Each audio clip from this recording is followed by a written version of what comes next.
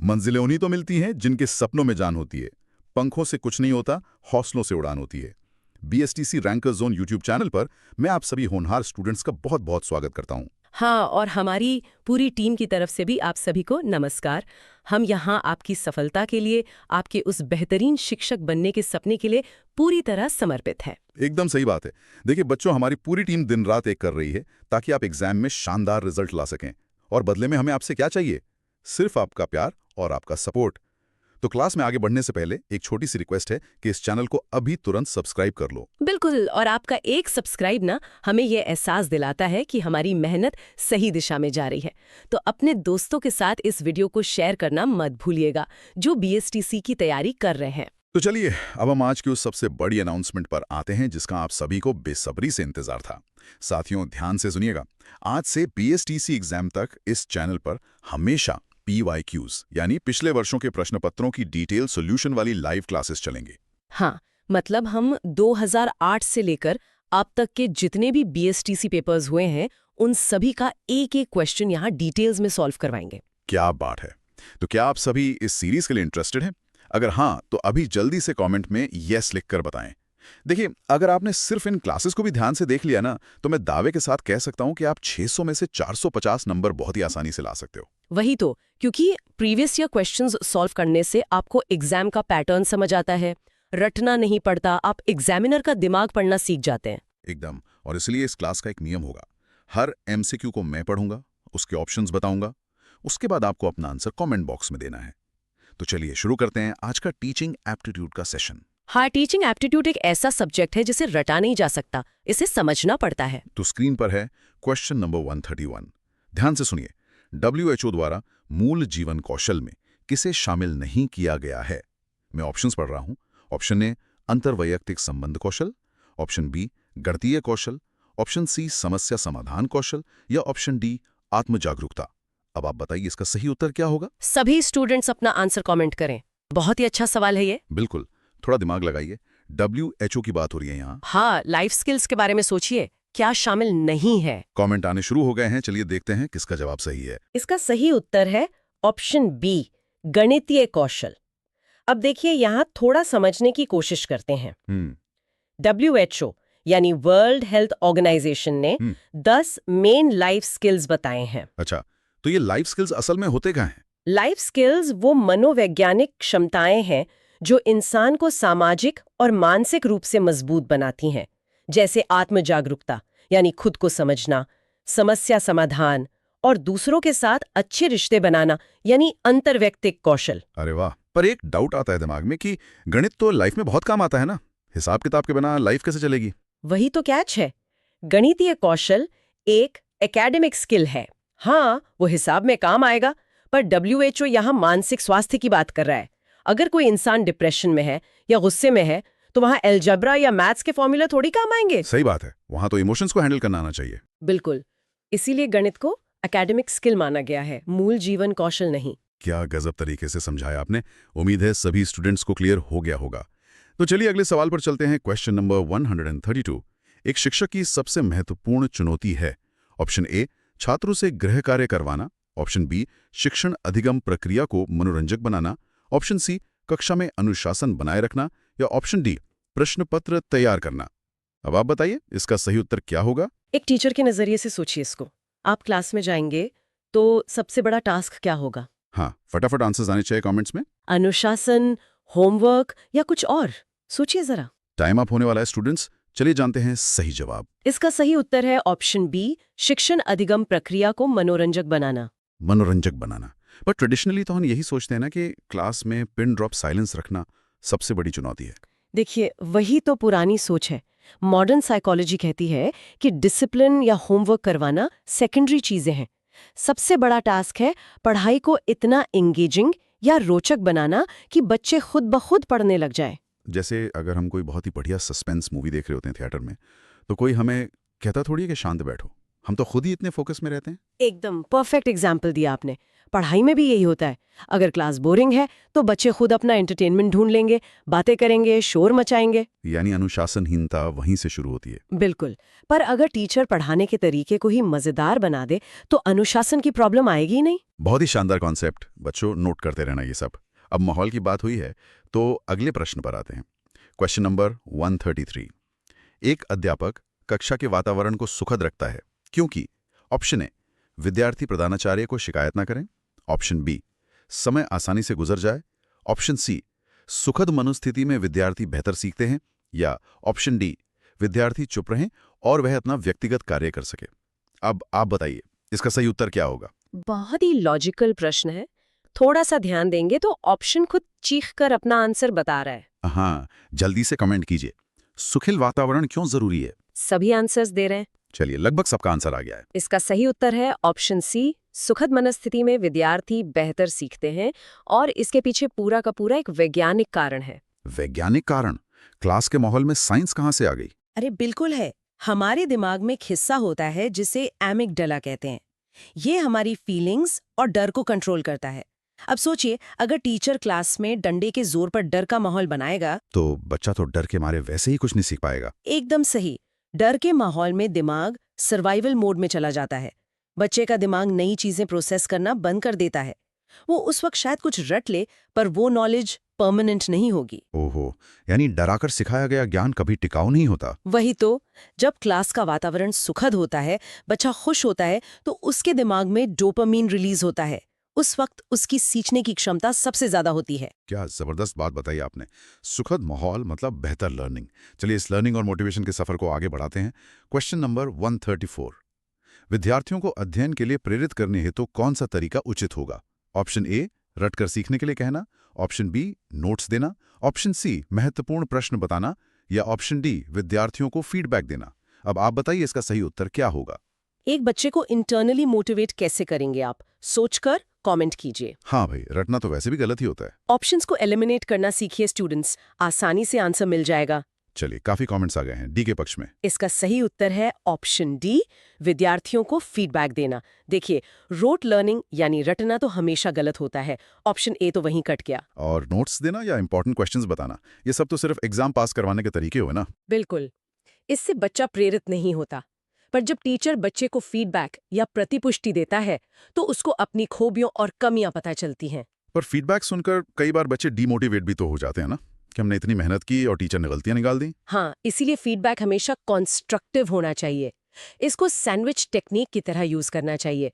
पहले बच्चे की तारीफ करें कि उसने क्या अच्छा किया, फिर वो एरिया बताएं जहां सुधार की जरूरत है, और एंड में उसको एनकरेज करें। अरे वाह, तारीफ, कमियां, तारीफ, ये सैंडविच तो बहुत काम का है। इससे बच्चा अंदर से मोटिवेट होता है कि हाँ, मैं और बेहतर कर सकता हूँ। एकदम। सेल्फ इम्प्रूवमेंट के लिए इंटरनल मोटिवेशन सबसे जरूरी है। साथियों, कितनी डीप बातें समझ आ रही हैं आज। ऐसी जुड़े रहिए, आगे बढ़ते हैं। Question number 135। निम्नलिखित में से कौन सा सतत एवं व्यापक मूल्यांकन प्रणाली यानी सीसीई सिस्टम में सम्मिलित नहीं है? ऑप्शन ए, परिवार कार्यक्षेत्र। ऑप्शन बी, संज्ञानात्मक कार्यक्षेत्र। ऑप्शन सी, भावात्मक कार्यक्षेत्र। या ऑप्शन डी, मनोगत्यात्मक कार्यक्षेत्र। अब आप बताइए इसका सही उत्तर क्या होगा। सीसीई सिस्टम आपके एग्जाम के लिए बहुत ज्यादा इंपॉर्टेंट टॉपिक है। हाँ, तो ध्यान से ऑप्शंस देखिए और फटाफट कमेंट कीजिए क्या शामिल नहीं है। सीसीई के मेन डोमेन्स याद कीजिए स्टूडेंट्स। हाँ, चलिए देखते हैं सही उत्तर क्या है। इसका सही उत्तर है ऑप्शन ए, परिवार कार्यक्षेत्र। अच्छा, बाकी के जो तीन हैं, संज्ञानात्मक, भावात्मक और मनोगत्यात्मक, इनका थोड़ा मतलब समझा दीजिए। जरूर। देखिए, सीसीई यानी कंटिन्यूअस एंड कॉम्प्रिहेंसिव इवैल्यूएशन, इसका मकसद है बच्चे का समग्र मूल्यांकन करना, सिर्फ मार्क्स देखना नहीं। बेंजामिन ब्लूम ने इसके 3 मेन डोमेन बताए थे। पहला कॉग्निटिव यानी संज्ञानात्मक, जो सीधे दिमाग से जुड़ा है। दूसरा अफेक्टिव यानी भावात्मक, जो बच्चे के इमोशंस और फीलिंग से जुड़ा है। और तीसरा मनोगत्यात्मक यानी साइकोमोटर। हाँ, जो बच्चे की फिजिकल एक्टिविटीज, खेलकूद और शारीरिक गतिविधियों से जुड़ा है। पर इस पूरी प्रणाली में परिवार का कार्यक्षेत्र शामिल नहीं होता। पर एक बात बताइए, बच्चे पर उसके परिवार का असर तो करता ही है ना, फिर उसको मूल्यांकन से बाहर क्यों रखा गया? बहुत अच्छा सवाल पूछा आपने। असर जरूर पड़ता है, पर एक टीचर स्कूल में बच्चे का फेयर इवैल्यूएशन करता है। अगर परिवार को बेस बना लिया तो भेदभाव हो सकता है। एक बच्चा अमीर घर से है, एक गरीब घर से, जहां पढ़ाई का माहौल नहीं है। तो इसका मतलब स्कूल में भेदभाव ना हो, इसीलिए फैमिली बैकग्राउंड को इवैल्यूएशन का हिस्सा नहीं बनाते। एकदम सही। मूल्यांकन सिर्फ बच्चे की क्षमता का होना चाहिए, उसके परिवार के स्टेटस का नहीं। शानदार कॉन्सेप्ट। सीसी का ये पॉइंट तो क्रिस्टल क्लियर हो गया। चलिए अब नेक्स्ट प्रश्न पर, क्वेश्चन नंबर 136। अधिगम के बारे में कौन सा सही नहीं है? ऑप्शन ए, अधिगम एक सतत प्रक्रिया है। ऑप्शन बी, अधिगम उद्देश्यपूर्ण है। ऑप्शन सी, अधिगम परिपक्वता है। या ऑप्शन डी, अधिगम परिवर्तन है। अब आप बताइए इसका सही उत्तर क्या होगा? लर्निंग यानी सीखने के बारे में कौन सा स्टेटमेंट गलत है यहाँ? हाँ, लॉजिक लगाइए थोड़ा। ऑप्शंस को ध्यान से पढ़िए, आंसर सामने ही है। कमेंट करते रहिए, मैं सबके आंसर्स देख रही हूँ। चलिए, मैक्सिमम आंसर्स आ गए हैं। इसका सही उत्तर है ऑप्शन सी, अधिगम परिपक्वता है। ये स्टेटमेंट बिल्कुल गलत है। गलत कैसे? बच्चा जब सीखता है तो वो मैच्योर ही तो होता है ना। देखिए, साइकोलॉजी में लर्निंग यानी अधिगम और मैचुरेशन यानी परिपक्वता, ये दोनों अलग अलग चीजें हैं। अधिगम तो जीवन भर चलता है, एक्सपीरियंस से आता है, पर परिपक्वता एक बायोलॉजिकल प्रोसेस है। अच्छा, बायोलॉजिकल प्रोसेस, थोड़ा सिंपल भाषा में बताइए। जैसे एक छोटा बच्चा है, वक्त के साथ उसके पैरों की हड्डियां मजबूत होती हैं और वो चलना सीख जाता है। ये परिपक्वता है जो उम्र के साथ नेचुरली आई। इसके लिए उसको किसी स्कूल नहीं जाना पड़ा। हाँ, सही बात है। लेकिन उन्हीं पैरों से साइकिल चलाना सीखना, ये अधिगम है। साइकिल चलाना उम्र के साथ अपने आप नहीं आएगा, उसके लिए प्रैक्टिस और एक्सपीरियंस चाहिए। अरे वाह, क्या तगड़ा एग्जाम्पल दिया है। यानी उम्र बढ़ना और शरीर का विकास होना परिपक्वता है, पर अपनी मेहनत से कोई नई स्किल सीखना अधिगम है। सिर्फ तो बच्चे लाइफ में कभी नहीं भूलेंगे। अब चलते हैं थोड़ी क्रिएटिविटी की तरफ। Question number 137। निम्नलिखित में से कौन सा कथन सृजनशील व्यक्तियों के बारे में गलत है?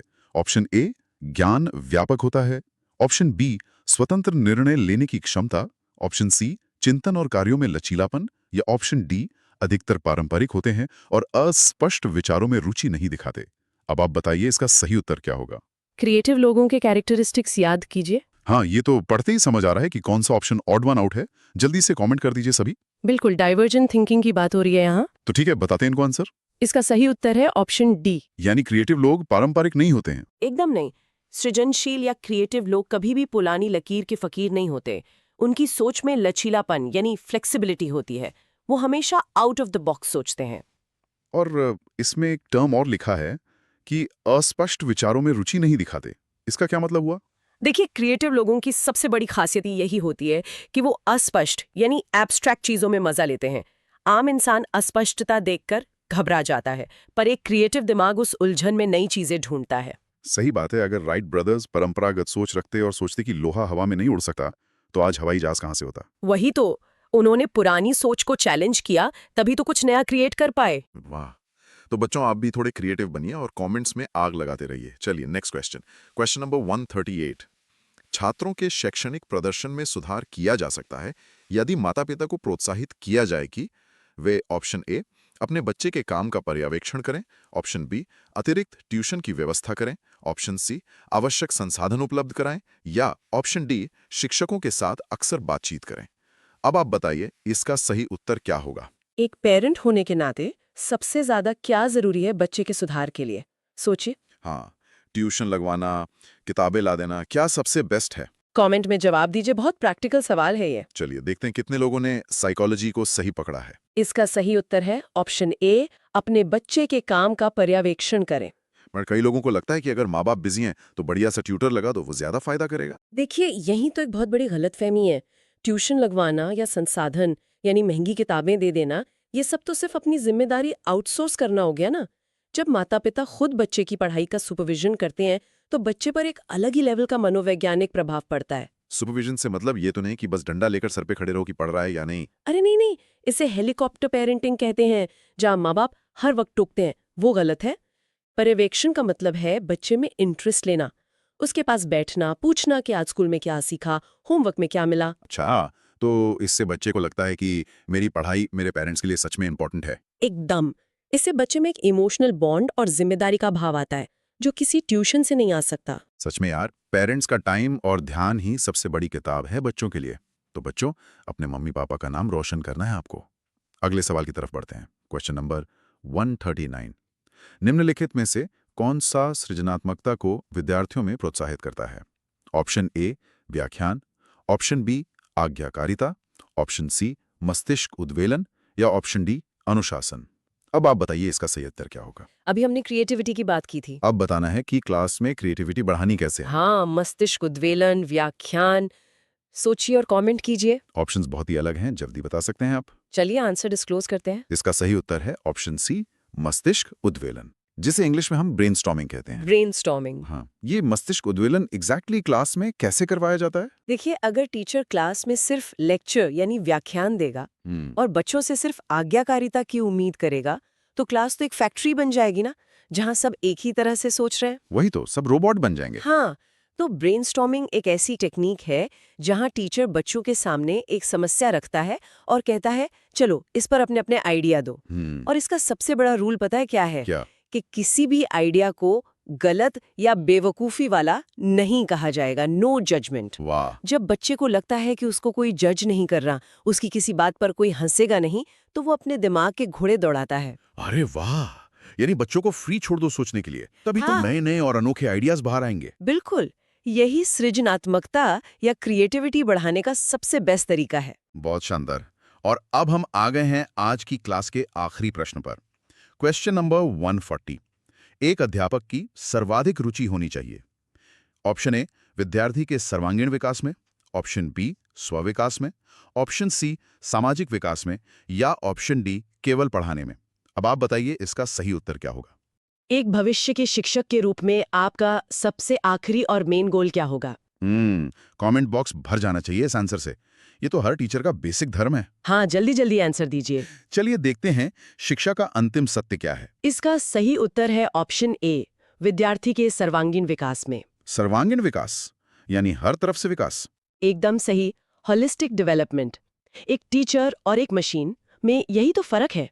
टीचर सिर्फ सिलेबस थोड़ी पूरा करवाता है, उसका काम है बच्चे का शारीरिक, मानसिक, सामाजिक और नैतिक हर तरह से विकास करना। यानी बच्चे को एक अच्छा इंसान बनाना। बिल्कुल, एक सच्चा शिक्षक एक कुम्हार की तरह होता है जो समाज के भविष्य को गढ़ता है। सिर्फ पढ़ाना ही रुचि नहीं होनी चाहिए, सर्वांगीण विकास प्राइमरी फोकस होना चाहिए। क्या जबरदस्त बात कही आपने। शिक्षा का असल उद्देश्य यही है। तो साथियों, इसी के साथ हमने आज के सभी 10 MCQs का डिटेल्ड एनालिसिस पूरा कर लिया है। चलिए जल्दी से एक क्विक और एनर्जेटिक रिकैप ले लेते हैं। हाँ, आज हमने बहुत सारे क्रूशियल कॉन्सेप्ट्स कवर किए। बिल्कुल, हमने जाना कि WHO के जीवन कौशल मानसिक मजबूती के लिए हैं, मैथ्स के लिए नहीं। टीचर की सबसे बड़ी चुनौती क्लास को मनोरंजक बनाना है और डर के माहौल में एमिगडाला कैसे लर्निंग रोक देता है। और हमने पॉजिटिव फीडबैक की पावर देखी, CCE के डोमेन्स को समझा, लर्निंग और मैचुरेशन के बीच का बायोलॉजिकल फर्क जाना, सृजनात्मक लोगों की अस्पष्टता को लेकर रुचि देखी और ब्रेनस्टॉर्मिंग के बारे में चर्चा की। और अंत में हमने समझा कि एक अध्यापक का मूल उद्देश्य सर्वांगीण विकास होता है। अगर आप सभी इन कॉन्सेप्ट्स को रटने के बजाय इसी तरह समझते रहेंगे ना, तो एग्जाम का कोई भी क्वेश्चन आपको उलझा नहीं पाएगा। एकदम सही बात है। और साथियों, मैं आपको फिर से याद दिला दूं कि आपको कुछ भी अलग से लिखने की चिंता नहीं करनी है। इस क्लास के सभी इंपॉर्टेंट नोट्स मेरे Telegram channel BST ranker zone पर प्रोवाइड करवा दिए जाएंगे।